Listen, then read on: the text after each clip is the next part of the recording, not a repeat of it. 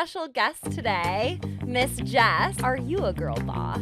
Am I a girl boss when it comes with the hustle, the grind, the no life whatsoever but work? You've got one life. Like, you've got one shot at this. Nobody is coming to save you. Things will take all of you if you let them.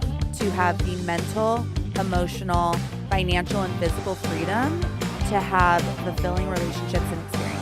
Oh, so that means I like that just made me wet. Work and dating are so parallel. It's crazy. I broke up with my college best friend and we just went our separate ways. That breakup was harder for me than calling off my wedding. Dun, dun, dun. Hello. We're here. We have a special guest today, Miss Jess. Welcome to Big Question Small Talk. Thank you so much for having me. You look so cute in the middle. You look adorable. We have a big question today. So I guess we'll just kick it off. Kick it off. Is girl boss a dirty word? And are you a girl boss? Ooh. Dun, dun, dun. I kind of think dirty is a good thing now, right? That's hot. Like, I want to be Yeah, dirty. I think like early, 2000s, 2010s, like that was the cool thing to be. And it's, I just think over time gotten washed out. It's washed out. It's like, it's taken so many different shapes, but when it comes with the hustle, the grind, the no life whatsoever but work, like absolutely not. Who wants to be that? Yeah. So am I a girl boss? I think maybe a teenager would call me a girl boss, but I think I would like to elevate myself beyond that title Yeah. these days. Yaz, what do you think? Well, I want to know, do you think that the compromises you've made for your career and what you have now, were they worth it for essentially what you have and what you do? I think the common perception is that I've made compromises. And you haven't. I don't think I have. Sick. I think if anything, I was making Yaz compromises. loves that. I love it. I think I was making compromises way more when I was working for someone else. Mm-hmm. And the reason that I did what I did was so that I could live life on my own terms. Is that sometimes hard? Is that stressful? Does that come with its own challenges? Of course, but they're mine. Yeah. So yeah, I think a lot of people think I've cut out certain parts of my life in order to build But you businesses. haven't. No. I'm kind of similar. Obviously, I don't have businesses apart from Big Question Small Talks. But I made a pivot in my career sort of in the last year or so where I became fully freelance. And before that, I was always working for big companies and in these big titles. And I hated being in an office. I hated a 9 to 5. It didn't suit me or my needs or like what I wanted. And I kind of really realized that, once I'm 80 years old, I don't want to look back and having seen the golden years sat in a cubicle, especially the cubicles we've been in. They're fucking ugly. They're fucking ugly and dark. And now my life looks like, I wake up, I can be anywhere, I can do anything, permitting I don't have a meeting. And I mean, literally, last week I was taking meetings like in a jungle and there was like monkeys trying to get my wired headphones. And I was like, hi guys. Love. And it really just dawned on me that like, and when I was making this pivot, it wasn't very conscious or planned out. I wasn't like, I'm going to do this because this is what I want. It was just like, it felt right. Like it felt intuitive. Like, I think I think I should do this. Like, and now I'm like, holy shit. Like that was so unintentionally intentional from my gut. And like the happiness I feel now, like I could be having like the shittiest, worst, stressful time at work, but like I'm so happy because I'm not crying in a cubicle. But it's to each his own because some people need structure. Yeah. Some people need accountability. They need guidance. They want mentorship. It's not even the risk of going out on your own. It's the self-motivation and the ability to steer yourself. Nobody is coming to save you. Nobody's going to help you prioritize your goals. I've had a business coach since before I started my business, like 6 months before. I knew her already, and I just thought, I can't do this alone. But when you do go out on your own, nobody is helping you pick those KPIs. Nobody is looking at your annual goals and revenue and saying, you got to meet this and checking in with you weekly. So I envy the people who are super happy. I mean, we've talked about it, just and also the team and the camaraderie that you get by being part of something. And I think especially younger generations glorify this girl boss mentality, right? Of I get to pick my schedule. I get to pick my clients. I get to travel and work from anywhere. And it's like that is only glorified if you are that type of person. I'm a Sagittarius and have severe ADHD. So I am that type of You're person. in the right room. I am that type of Yeah. person, but like not everyone is. It also has been extremely difficult for me to stay focused on non-dopamine giving tasks over the years. Same. And so I am only just now 5.5 years into having my service business that I am doing the things that I actually am obsessed with and that are my zone of genius in my business. But the past 5 years, You're an operator. Just I getting it am done. doing everything soup to nuts, the not fun stuff. And so I do think this idea of being a boss, being a self-starter, it can look very different. And I've envied your career trajectory and all the incredible companies you've worked for and being able to work your way up the ladder in something bigger and that has more impact and that you get to be part of these incredible launches and exclusive events. Like that is also envious to me. It's You can two-sided. come It anytime. really is. Yeah. So I just think Yeah. you have to really check yourself and say, what environment do I need? What dynamic do I need? What schedule do I need?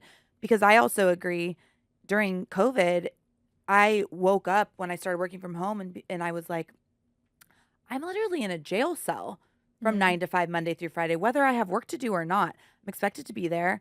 I am literally chained to my desk. Creatively uninspired. 2 weeks of paid vacation. Like what? That's what I thought. I was like, I don't want to look back on my life and think, oh, I did these great work things it's not for me, but I agree with you. I think it's for some people, and I think some people like the comfort in that.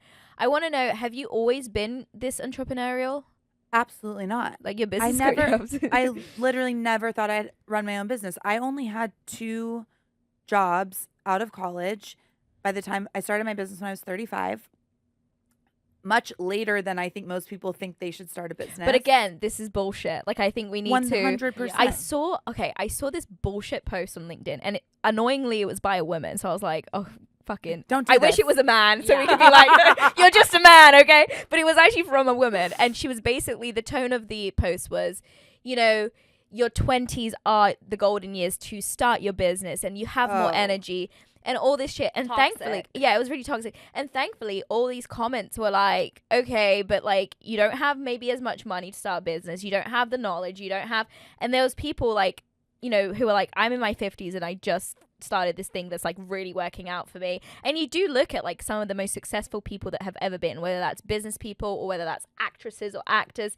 They started like in their 50s. Well, I think like when I think about girl boss and like to both of your points, and like this is why I think this is so interesting, is like I get a visceral reaction when someone says like, oh, you're a girl boss. I'm like, that's actually the biggest diss. 100%. But I think like 5 years ago, I remember I was at Urban Outfitters and there was like this pink glittery like girl boss sticker. And it's like very manipulative with like corporate hustle culture that if you're constantly busy, you're productive.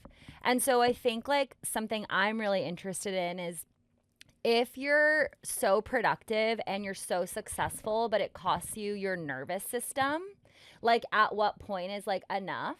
And so I'd love to know just like what your thoughts are on that. I just read a book called Buy Back Your Time by Dan Martell, and it just reshaped my idea of productivity. The whole concept is figure out what you're best at and spend all your time doing that and hire other people to do the other things, because ultimately what if you're doing what you're best at and not all the other things that come below that, you're going to make more money because that's your zone of genius. And I talk about zone of genius a lot because it's taken me, to Yasmin's point, it took me 15 years in my career to figure out what I was best at, what people would pay me for, what was something that I brought to the workforce that other people didn't. Like, what's my magic? I don't think I could have figured that out at 25. And like just the business acumen that you learn, I grinded so hard, my first PR agency, and then I was in-house for a startup that grew so quickly, and we ended up getting acquired in 5 years, and that grind and that hustle did not equate to more success, maybe in job titles, but certainly not in monetary compensation. And what I realized is the harder I worked, there was no increase happening across the board. Yeah. And that's ultimately what catapulted me to start my own things, is that I knew that not even the harder I worked, but the smarter I worked, I've never been motivated by money. And I think people usually see the equation as input equals output. Yes. But that's not it. What No. you should do is input equals outcome, and output does not equal outcome. Totally. So like you could input all this thing and get all this output, but your output does not lead to your outcome, Totally. which is what you Yeah. need to get at. So I'm the same where, I mean, this is why I no longer feel bad about working sometimes 3 hours a day, because I'm like, if I got done what I needed to do in those 3 hours and I used my brilliant mind to get what I need and my efficiency, Exactly. I no longer feel bad about working 3 hours a day or 4 hours a day, because I'm like, I got what I needed to do. Then I can spend all of my extra time doing creative things that fulfill me, you know, traveling, which fulfills me. And that's, you've got one life. Like, you've got one shot at this.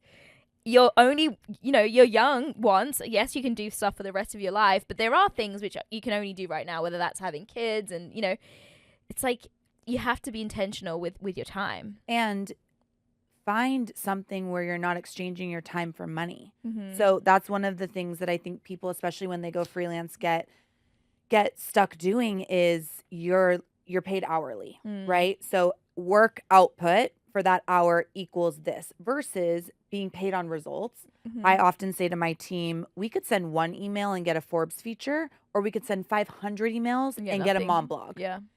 The effort does not equal results. Such a good point. So similarly, if you have, so say a PR person has the best relationships with media contacts, that one call to a women's health editor is going to land you something, versus sitting behind a computer And 12 they're done hours for the a day, day, and they're you know? done for the day. Yeah. So think about it as, what results can I garner? What can I achieve? And that's where like this buy back your time comes in, where it's like, I have a full-time EA that's answering all my emails. I don't go into my inbox anymore. Do you know how much time that saves me? Do you know how much mental weight Yeah. that saves me? Like, I told Just her, you saying that, I'm like oh so my envious. God. No, That must be but so nice.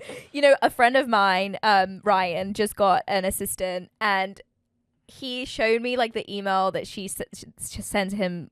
He's, by the way, he's not like working in a company or anything. So he literally just got an assistant to help him with his projects, and he's got a restaurant and all that.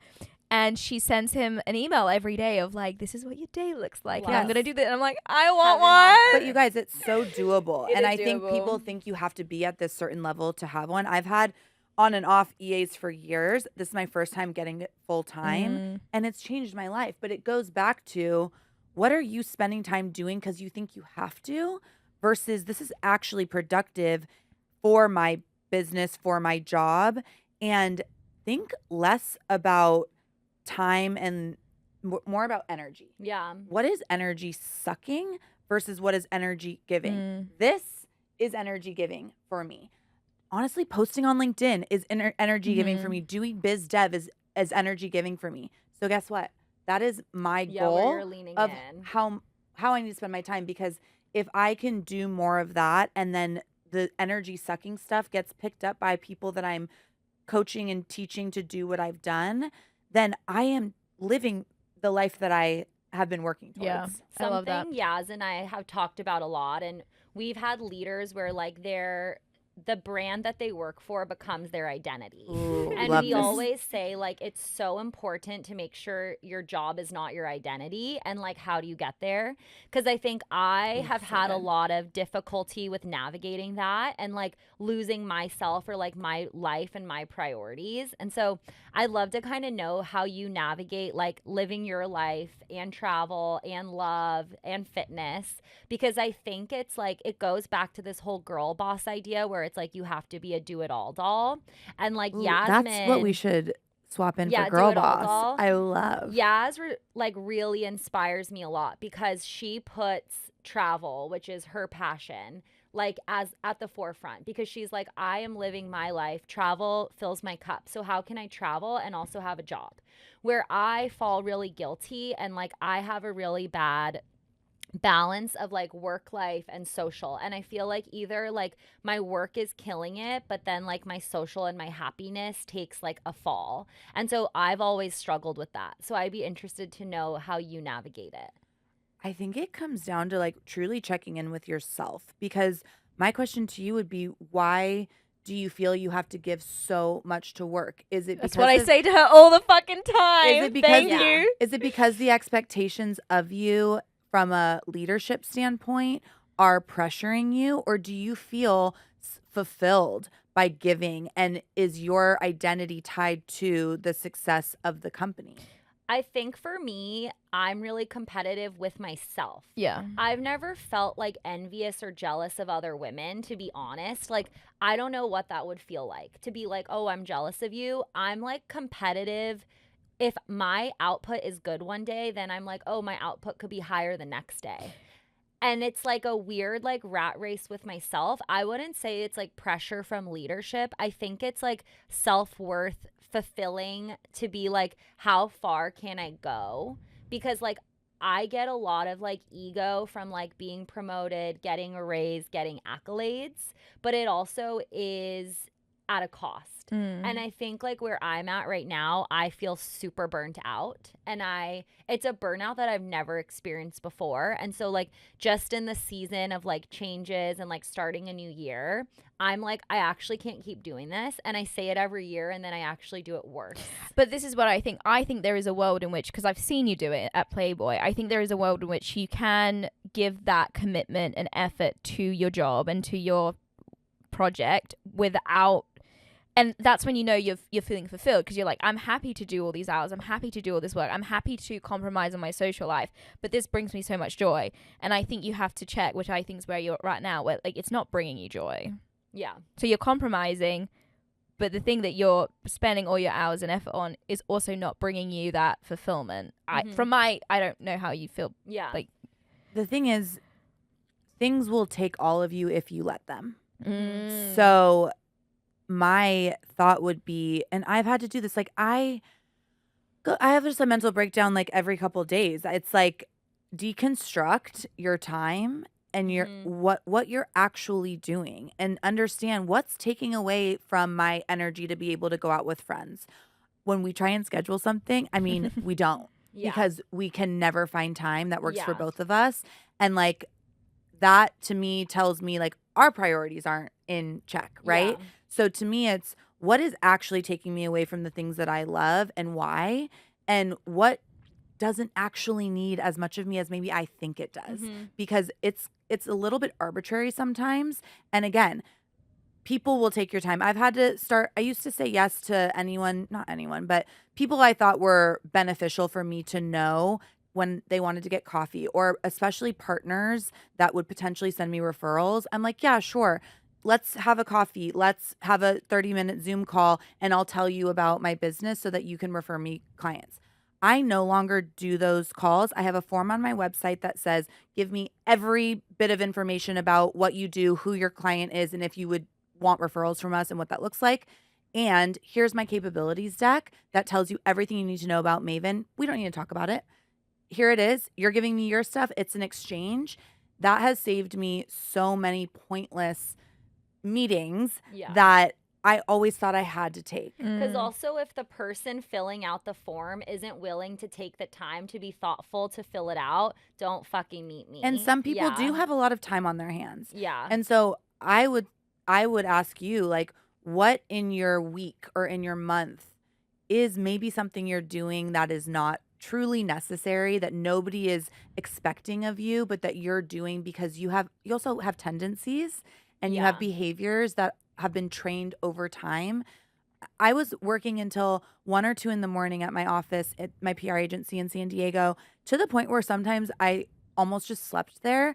And my boyfriend at the time would be like, you're not sleeping there. Like we live 5 minutes away, just come home. And That's Yeah. insane. Yeah. I was just had such anxiety. Like, it's just easier if I stay here because, it takes an hour off of my day if I don't. But here's where I think it's also tricky, because we're saying this now as people who are at a certain level in our career where we can be specific with the things that we say no to, and we can say, I don't need an office, I can work and make money and travel. But I do think it comes down to, for those sacrifices that we made maybe when we were younger. That's a really good point. So I do think it's hard to say, like, I think 20-year-old me that hustled and did insane things for work, I don't regret that. I think that was my time to do that. I don't think I'm in the time and phase of life where I am willing to do that anymore. And I worked hard to get here. Like, I work hard to have these sort of privileges that I do now, where I'm like, actually, like, this is what I want my life to look like. I don't know if you have that when you're younger, when you're just starting. So true. It's like you don't necessarily have that authority. Yeah. And you haven't made the connections yet. But I still think you can be really smart. Yeah. Versus work hard. Yeah. And it really does come down to the balance of it all, which I would say was only created when I started my business. And you have to check yourself of like, what is important to me? What is going to fill my cup? What is going to make me feel good? So for me, it's nutrition and fitness are my non-negotiables because and my sleep. Started a sleep company because I was not sleeping and pulling all-nighters when I first started Maven. And I just know that if those 3 things are not in check, the rest of my day and the rest of my output is going to be absolute shit. And so I think still the hustle is necessary, but think about like, how can I insert myself in areas that are going to get me further and be like, again, it's just smarter and strategic about how you're spending your time.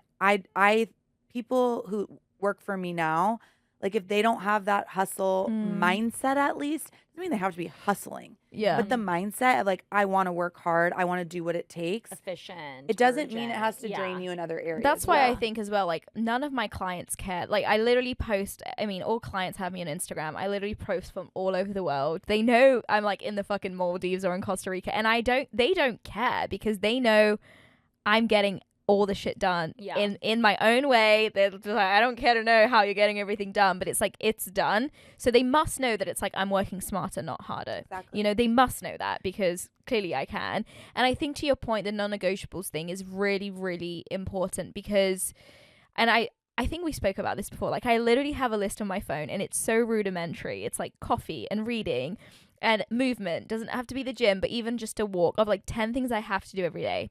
That's like on the micro level. And then on the macro level, it's like, for example, I just broke down to my mom a couple of days ago. Like I cried and I was like, I'm not sad and I'm just like overwhelmed because this end of year has been so busy work-wise. It's been like the hardest work time I've had.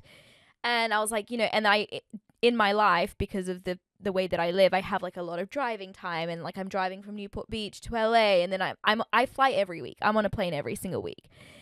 And, it gets too much. And I broke down to my mom and she's like, well, okay, well, so maybe you can cut back on the travel. I'm like, no, that's not going anywhere. So like, I'm like, I will still be on a plane every week because I know that on a macro level, like I'm not giving that up. So I was like, what I can give up is like, maybe I can get a place a little bit closer to the airport, or like maybe I can, where can I adjust these things? But knowing what is the things that I'm not going to give up or like am willing to is important. It's crazy because when you were saying that, sometimes I forget, but it's like we are in control of our own lives. Free will is a beautiful thing. And I think I often forget that, which sounds crazy. But like when you were like, I could just maybe live closer to the airport to cut down drive time, I was like, oh yeah, shit. Yeah. Which sounds silly. But I think it's like sometimes we're all like so in the zone. I would say like I am like a highly productive person. And like for me, I'm always like, I feel like sometimes me giving 40%, we joke about this, like is an average person giving their 100. Yeah. And it's like, actually, whoa, I could slow down and like be more thoughtful. And I was talking to my therapist and I had said how like I love to walk, but like I got very obsessive with the walking.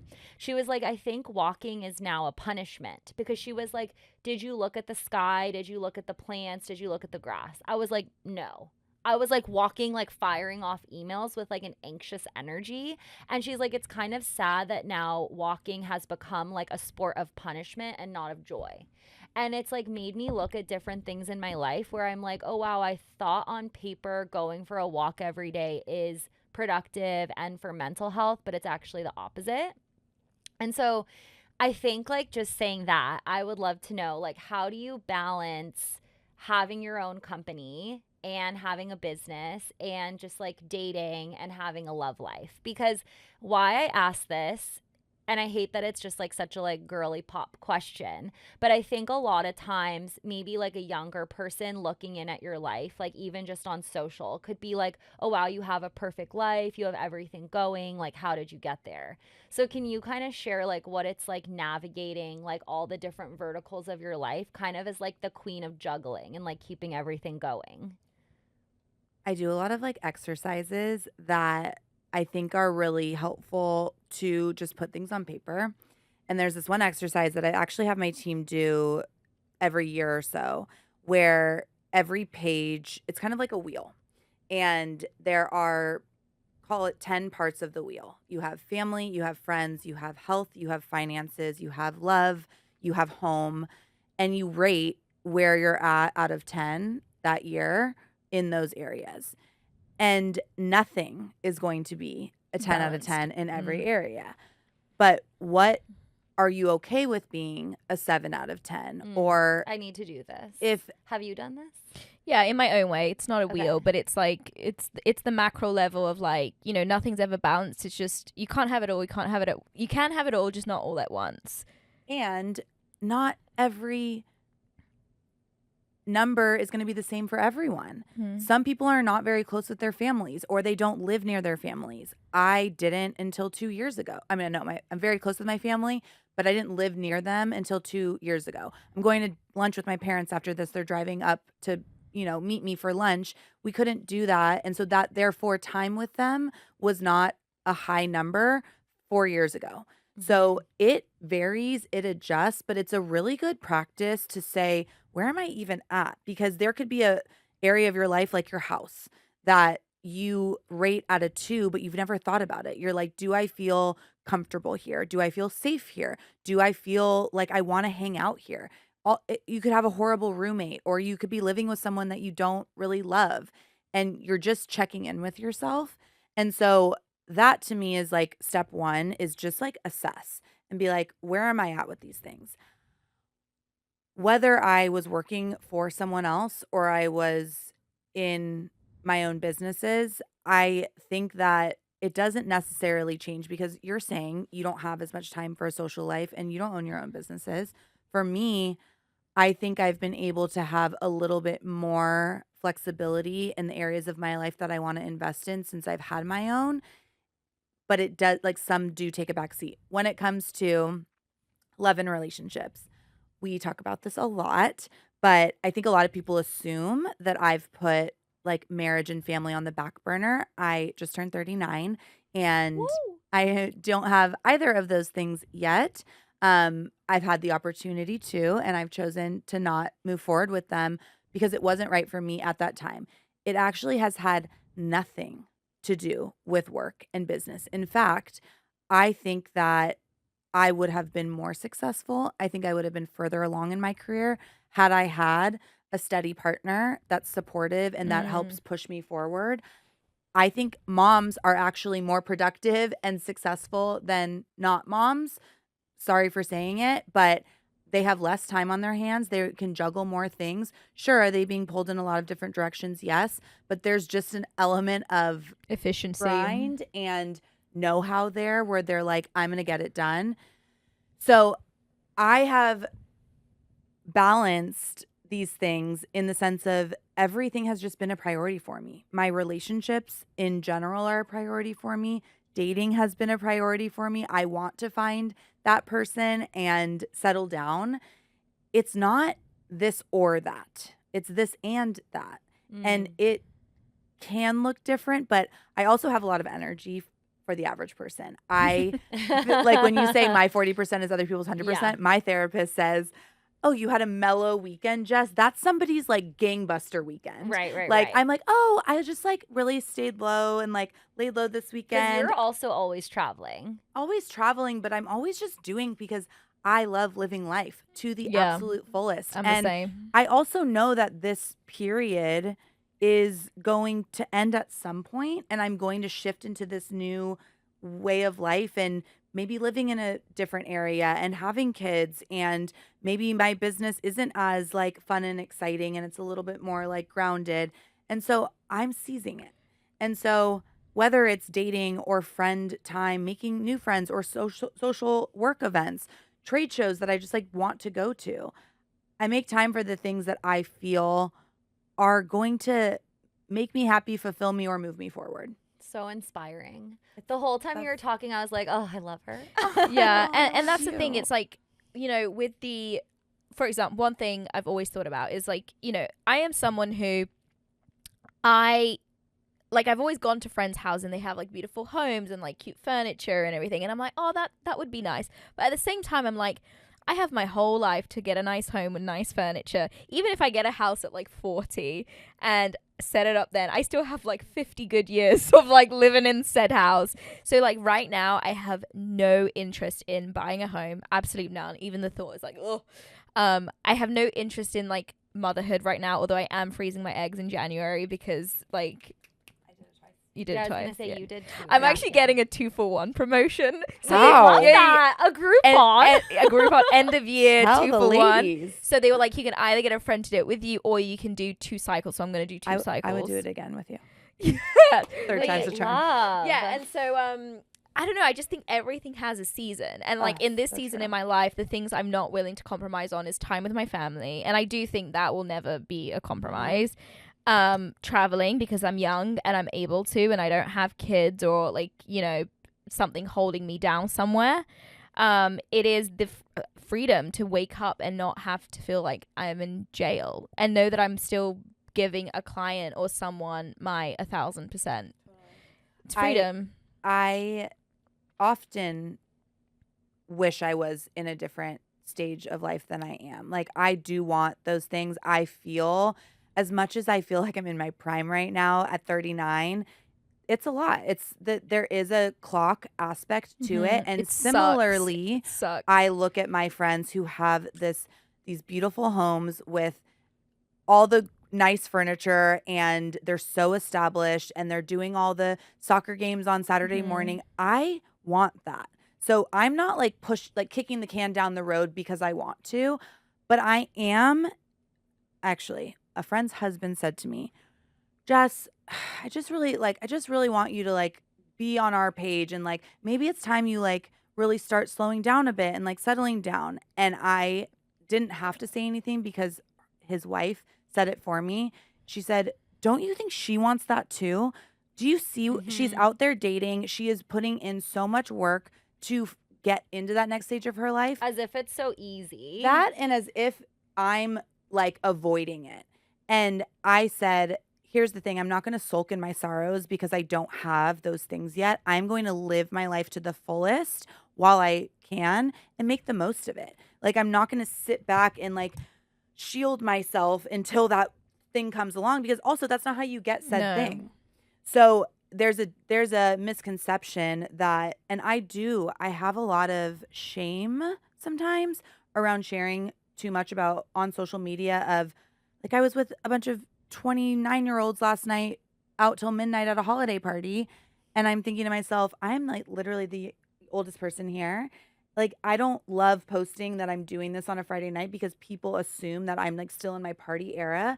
But I'm like, but also me, who cares? But sue me if I want to. Sorry, you're fun and people like you.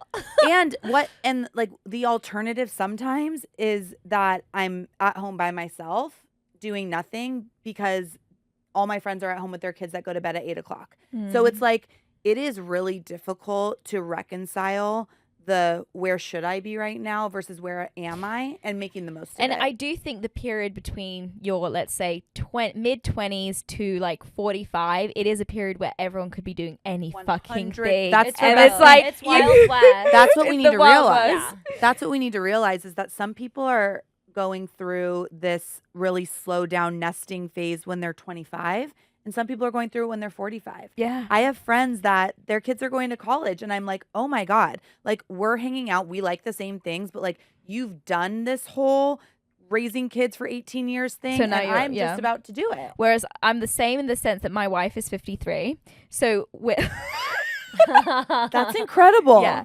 And so the reason we work is because like we're in the same chapter in that we're both free. She's just done all the things that like, Wait, I love this. yeah, like she's raised kids, they're out in the world, they're adults.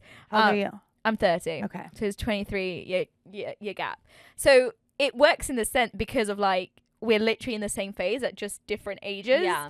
Of course, we recognize that there might be an issue that, you know, in the time when it comes that I might want to have the things that she's already done. What the fuck's going to happen then?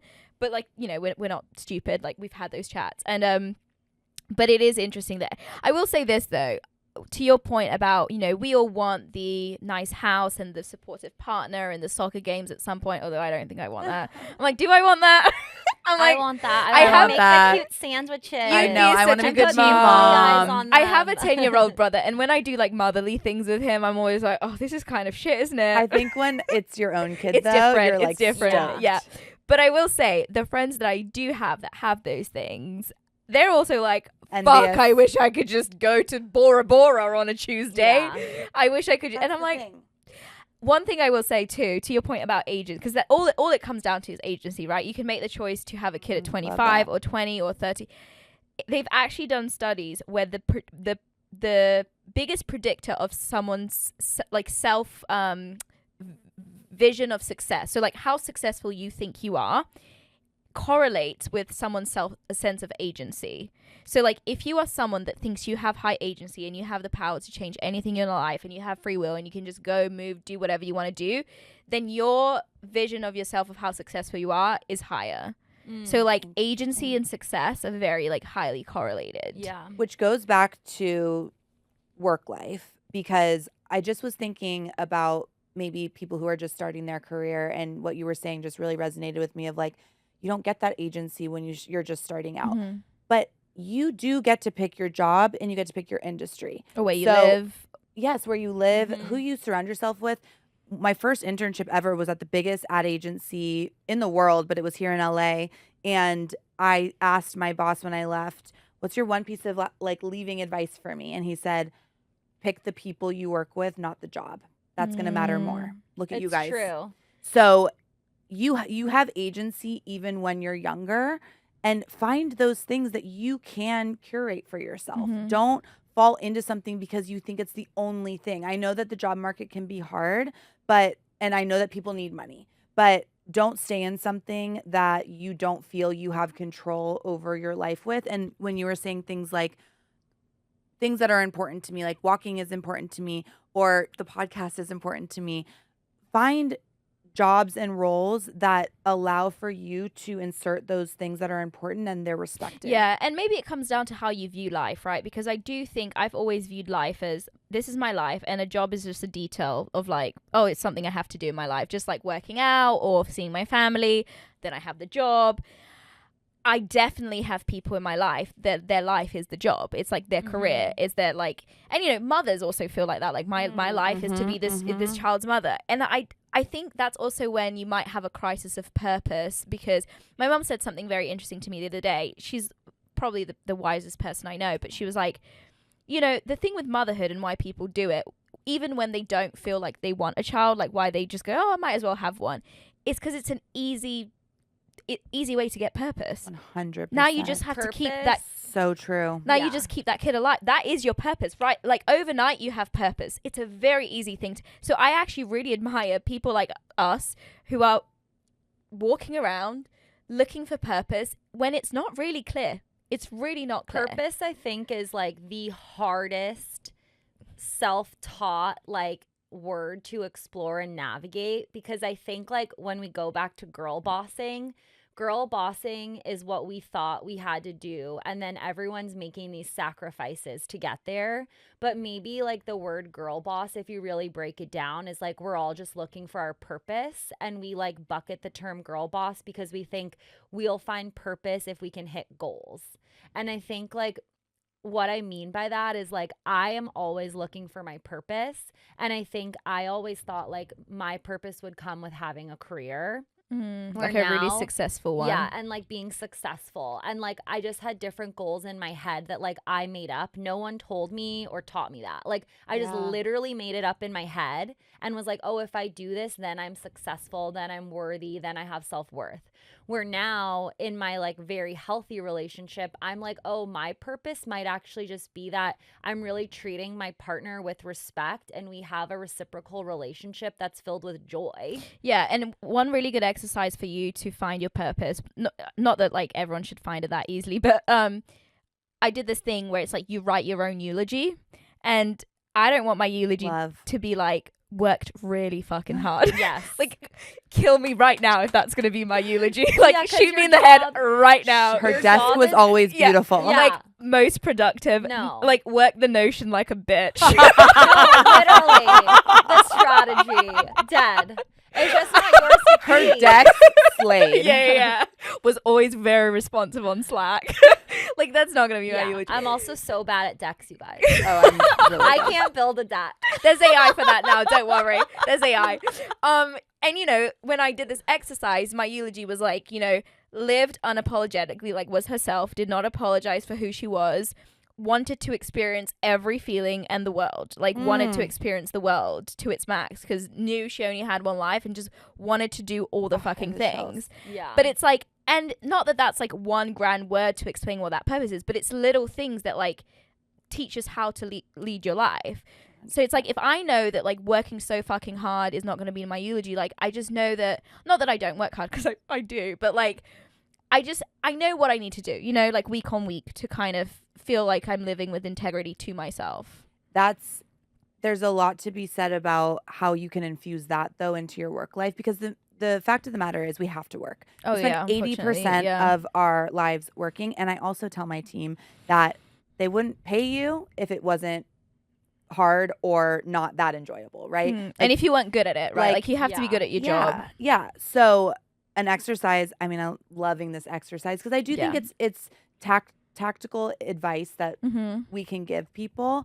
There's another book called The No BS Guide to Small Business. And in it, the author asks you to create an owner's intent.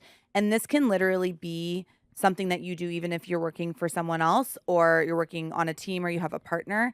And it's basically like why you show up every day to do what you do. And the idea is that it's not your mission. It's not, I am here to help businesses amplify their message through public relations. Like, no, I could go do that for someone else. But what am I doing? Why am I showing up every day for myself? And what do I want out of this? My answer to that is fun. Like, as in, Love. if I have fun to, is mine too. if I have okay. if I have to already work a job, right, that I don't, clearly no one wants to work, but if I already have to do that thing to earn money to live, like at least I need to like the people. Like that's why we had so much fun at Playboy. And let's face it, we had some traumatic fucking things at Playboy. We were always having a laugh. We were always laughing. Yeah. It was fun. Like we did cool shit. Like it was worth the troubles that Yeah. every job The had. chaos. Cost of was admission fun. was there. Yes, Yeah. absolutely. And that's where mine, it grounds everything I do. So mine is to have the mental, emotional, financial, and physical freedom to have fulfilling relationships and experiences. Ooh. So that means I like that just made me wet. That I was like, that just made me hard. you guys, Devon and I are wet. because I have a boner. it literally I don't even have a dick. it literally dictates My nips are everything hard. I do. I'm like physical. Do I have to go in an office 9 to 5? Financial. Am I making enough money to live my life the way that I want to? Mental weight, right? The weight of my work and the stress and the overwhelm. Does that allow me to have fulfilling relationships with my friends, with my family, with my partner, and experiences? That also means I don't work with assholes. That means I turned down 3 clients last week because I didn't think my team would like to talk to them every the week. vibe's off. Yep.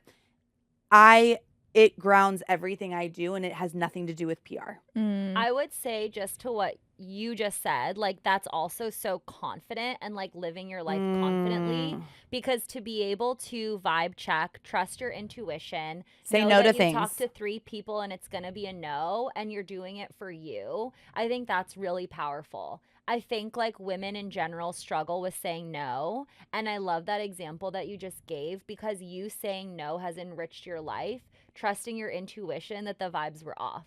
And with dating too, right? It's I've gone on more dates than anybody that I know combined.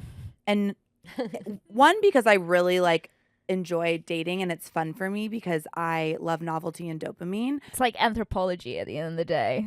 Like you go because Yeah. it's like it's fun to shop around. Yes. that sounds like fucking fun. But I also am addicted to dopamine. So like Same. I have to say, like, I enjoy dating.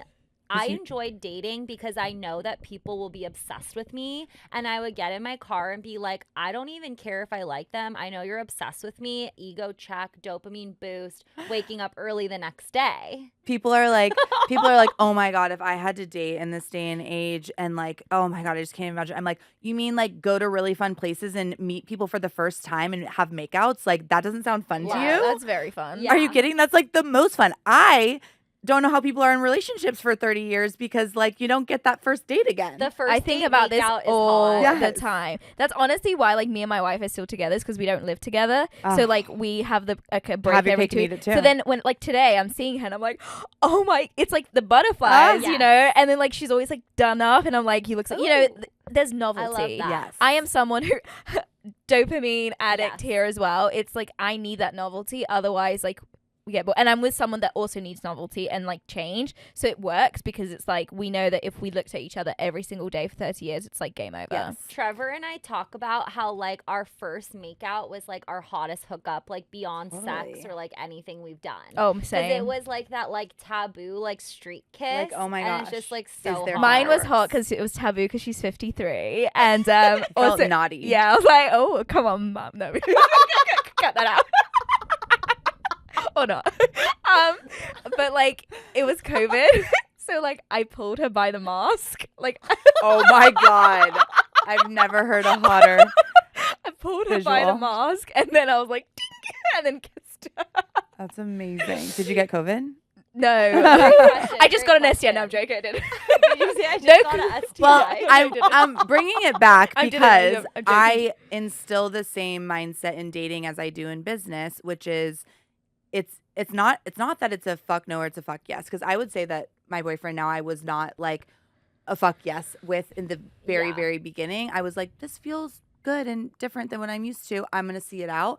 But I've said no just as much. I've said no more in dating than I have in business. And I really believe when you say no to what isn't for you, you make way for the right thing. It's so cliche. I believe But that, you're though. telling the universe. I mean, I've been tempted a lot to go in directions in dating Yeah. that I know I shouldn't. And only recently, I'd say in the last year, am I like, Jess, you're being tested. And if you say yes to this, you're Yes. pushing back the timeline of what you Yes. actually want quite far. So when I was in my toxic relationship, I got out, and then I got with a guy, which was bad for me again. I And then I remember. did it a third time. I remember. And then with the We all third fucking time- remember. Yeah. I remember my therapist was just like, okay, I'm just like gonna give it to you straight. You know these ones are no's, but you're doing it anyways. So every time you do it, you lose 1 year of your life. Because you're going to spend 1 year having to get over it, talking to me, talking to your friends, working on yourself.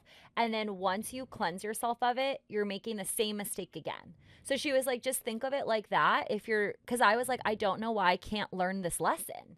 Like, and I'm pretending the dick's good. I'm like, this dick is small. I can't feel it. It feels like a tampon. So like, I'm just confused. But then when she said like, you lose a year of your life, I was like, oh, that's actually so sad. Like, why would I want to live this life where I make these decisions that like detriment me in that way? But at the same time, those are unteachable lessons where like, yes, it's so easy for you or your therapist to say that once you've gone through it, but you need to go through it to learn that lesson. Yeah. Like I you're love that only you guys were like, I remember. I remember like to the power of 3. Like you're saying that as like an obvious statement now because you've gone through that. You wouldn't be saying that obvious statement if you hadn't gone through that. So those are the unteachable lessons where like you have to go through these things to realize that's what you need to do in life. Or decide. Yeah. I do think the awareness of it is you just making a decision and not following temptation and not following those tendencies and routines. It literally, work and dating are so parallel. It's crazy, which is why I think I'm really good at both because they're literally like the same thing. Yeah. It's like, it's a tendency, it's a behavior, it's something that you were trained to do subconsciously or consciously. And you gotta like check yourself and wake up from it and be like, wait, I get to control how I show up to work, to dating. I get to decide what I allow, what behavior I allow, what treatment I allow, what expectations I allow.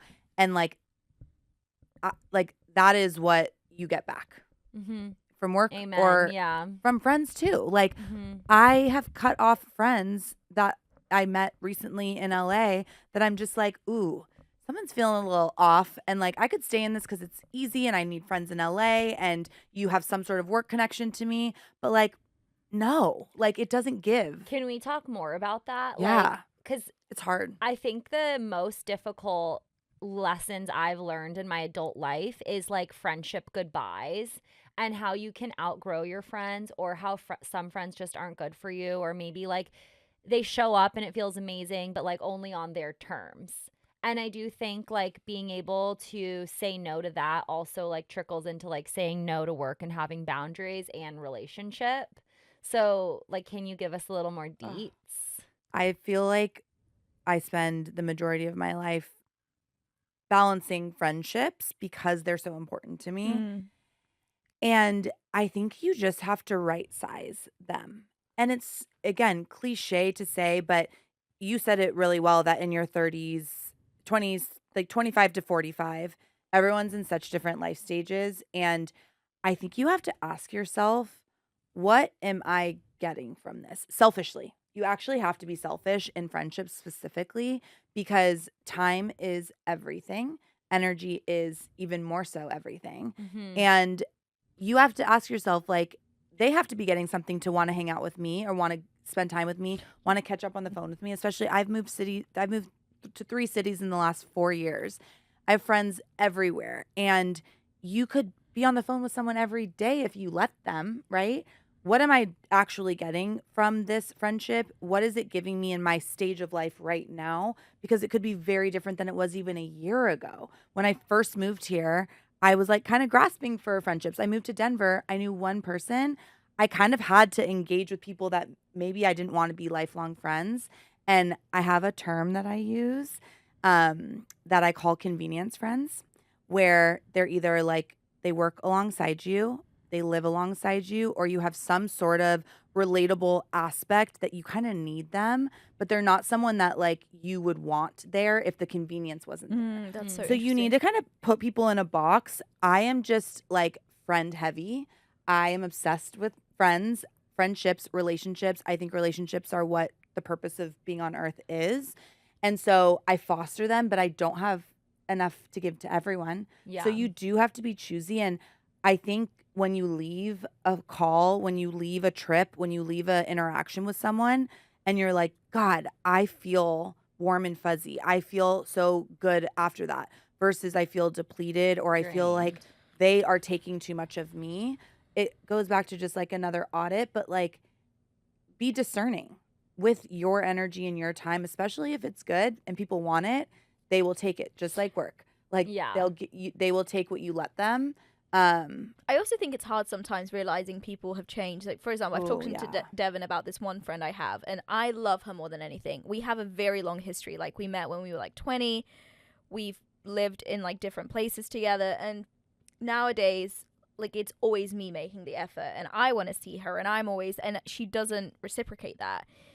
And instead of me taking it super personally and being like, she fucking hates me, which I did at first. I was like, what have I done? Like, she hates me. Like, I think I just realized, like, maybe she just has other priorities, and maybe it's not so personal to me. Like, maybe it's not like I really don't like that person. Like, maybe she's... Of course not. Right? Like, she's just prioritizing whatever she is, and she doesn't have the time, and that is okay. I mean, it's obviously sad because you feel like you want to hang out with someone and they don't want to hang out with you, but I also don't think it's like that personal. I think Does she live close to you? no, but I always make, like, whenever I'm near her, I make the effort to say like I'm around, like let's see each other. And it's hard because I know she could, like, we have each other's locations, so totally. I'm like, and I guess it does. I think as you get older, it just becomes less. It becomes less convenient to have those interactions, whether it's calls or in-person stuff. That again, like, you have to ask yourself, is there a point in keeping this alive, or is it just the history that we have?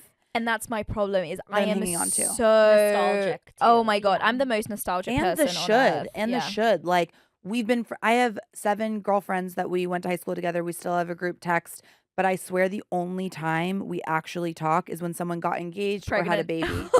Yeah. Literally. Yeah. And I'm like, is that, and like, because I don't have either of those things, I'm like, I'm never sending updates to the You're group. like, here's a shot, bitches. Yeah, I'm not sending them the vacation that Yeah. I'm on. And so you just have to, You to, should. but I don't feel the need to, because I have Yeah. plenty of other friends. You're just that- like, I just posted on my but story. I do think that there's an element of like history that we as women especially want to cling hang on to.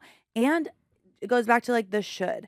I should stay in touch with them. I should show up to their baby shower because we've been friends forever. That is not an excuse. Like, it's not. I think family is the exception to that. But you have to decide what friendships are worth investing in, because it is still so valuable and energy giving for the life stage that you're in or where you're going. And if it's not, I think as a society need to be better about being okay when something dies, like a relationship. You're not hanging on to every were just ex-boyfriend talking that you about that. have. Like, so why are you hanging on to friendships? It's literally the same thing. Yeah. We were talking about how taboo divorces and breakups are, and literally, you know, like we get a lot of negative comment on our TikToks because weirdly the algorithm sends our content to the incels. So of course we're gonna dark. get like It's I'm like dark. we So spoke to our mean. strategist. We were like, why are the incels getting the videos? But anyway, The word of the year is rage bait. yes. So, Oh my God, they're you so know? rage baited. So they basically were like, Wait, the comments are so the comments mean. are insane, but like but like they're also kind of, comical. no, but I love them. Yeah, no, I love can't them. stop You guys, watching. if you don't have haters, you haven't made it. Yeah. So, Agreed. for example, you know what's worse than a man being annoyed that a girl has had like a lot of good sex with other men is a man being annoyed that a girl has had good sex with men and women. So one guy today commented like, "Ew, she's been run through by men and women. Ew, ew," and I'm like sounds like fun. I'm like, yeah. But anyways, so we did an episode on marriage, and I know, I loved it. right, and we talked about how, you know, one of the problems with the rhetoric around divorce and breakups is that like people villainize it so much and it's like the end of the world that sometimes the dialogue around it is worse than the feelings themselves. And I'm not here to say like, oh, a divorce can't be I'm sure it can be painful for a lot of people, but some of the guys commented like, you know, you think ruining a family is fine, or like you think that the kids are going to be okay. And I'm like, but maybe the kids aren't okay because them going to school and having to tell their friends that parents got divorced is worse than how they feel themselves. To actually have to say it. Yes, and like the heaviness, the connotation of a breakup or a divorce sometimes honestly might sound worse than the actual situation itself. So I do think like there needs to be a rebrand. Totally. And I think a good analogy for friendships could be vacations. Because would you go on the vacation if you knew it was going to end? Of course you would. That's how, like, That's all we do. That's how I literally view relationships, honestly. I know. I'm like, So that's what I'm saying is people go on vacations knowing they're going to have the time of their life, hopefully, and that it's going to end and they're going to come home. If we viewed friendships the same, where like that season of life, I had I called off my wedding 4 months before it was supposed to happen. And then about a year and a half later, I broke up with my college best friend and we just went our separate ways. That breakup was harder for me than calling off my wedding. yeah. Wow. And after 4 years of being with him, living with him, and I have since, I've not even done a lot of work. I've just like really come to terms with the fact that for 15 years, that was like one of the best times and experiences of my life. And I am so at peace with it ending because I don't think that in this next chapter of our lives, we were meant to be as close as we were. And so similar to a vacation where you're like, that was awesome. Best trip of my life. I had so much fun. It was so meaningful. I did all the things. that could be a friendship too. And it doesn't have to end in turmoil. I love that, because I don't think, yes to the friendship, I don't think I've ever thought about friends. I've always just thought it was a given that friends would just be like there for life, but now I'm actually going through no like one talks about it. no one talks about it. But with relationships, I would say that I hate to admit it, but I don't think I've ever gone into a relationship thinking I was going to be that person forever, even in my marriage now. And that's why I think we work so well, like my wife and I, is because we can be so honest with each other about like the longevity of things, of like, hey, you know, like if we get to a crossroads where we're not seeing eye to eye, like it's okay, and like it would be devastating, but like I love you more than the need to be with you. I don't think people do that. I also think that that's why like jobs and friendships come and go so kind of frivolously, because we know that they will likely end. But just like leaving a job, that too, saying I got fired or I got laid off has so much shame. Saying I left a job for another job is like, ooh, woo, look at me, ego boost. So similarly, it's like my husband left me, or like this friend cut me off. Like, let's get rid of the narrative around. We should just call everything conscious uncoupling. Yes. I conscious uncoupled my friend. Leaving a job, leaving a relationship, leaving a friendship is natural. And the fact that we are overly connected now with social media means that there's a surplus of those friendships and relationships. My mom is still friends with her best friends from first grade, but they didn't have Facebook when they were growing up and stay connected to all these people. We are killing ourselves trying to keep up with all the relationships in our lives, because now they're not just in person when I see you. It is, we have text, we have FaceTime, we have social. People feel like they're commenting on like the post or of your friend, if you are in their area and you don't reach out to them, now there's hurt feelings. Yeah. So I have this because I have some friends that live like a little bit away from me, like not right in LA. And it's like we have each other's locations, and like I feel guilty if I'm in their area and I don't tell them, but then they also feel that way. Yep. And so I was just catching up with a girlfriend because she was like, I'm so sorry I didn't see you. I was 5 minutes away. And she was like, but I have this. And I was like, okay, let's just actually like clear the air. You cannot physically be there for every person at every time. Totally. I also don't know if you guys ever have this, but like I have had friends who are upset if like I don't like or comment on an Instagram post. I think with you though, because you've commented on everything, Devon. So no, but then when you don't, then all of a sudden, just miss it. Or like I'm addicted to my phone 100%. But there are days where I don't go on social because I'm just fucking slammed, and those are the moments where then it's like I will get a text and be like, "Is something wrong?" And I'm like, "Whoa." I just think like expectations too of people, like I think it's twofold. I think expectations of friendships are either so high where like you both cannot commit and be that for someone, or Jasmin and I were talking about how like we also put these boundaries on ourselves for like mental health. So like, oh, I had a really hard week, so I'm not going to go to my friend's birthday. Because for mental health, I need to rest at home. But then it's also like, no, you need to actually just show up for your friend.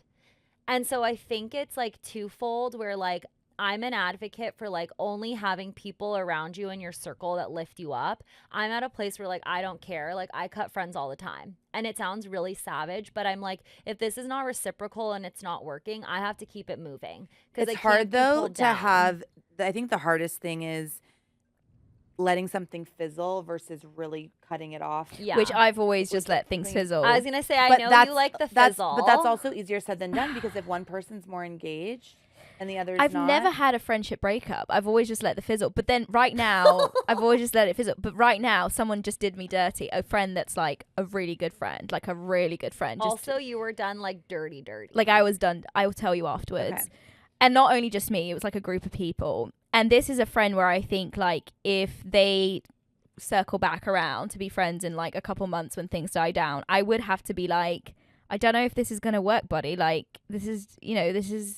I think, you're allowed to say, I need space from you. Do you know what I think the issue is? I think with relationships, we've always had playbooks. Like if a boy cheats on you, if a girl cheats on you, you break up with them.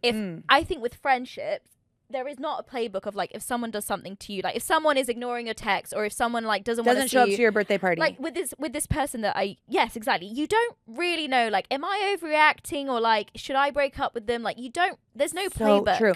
I've been a bridesmaid 19 times. You okay? have? 27 dresses. Literally, you guys. My jaw When I want to at the say 19 times. When I say if can't. one other person asks me to be a bridesmaid, I will say no. But do you think I'm going to say no? No, it's impossible to. Because they will disown me and like not even disown me. It's more they will be so upset and it'll hurt their feelings so bad. When I was getting married the first time, the only time, I had 10 bridesmaids. Whoa. And it caused the most chaos in my friendships I had 2 maids of honor. One was so upset that she wasn't the only one.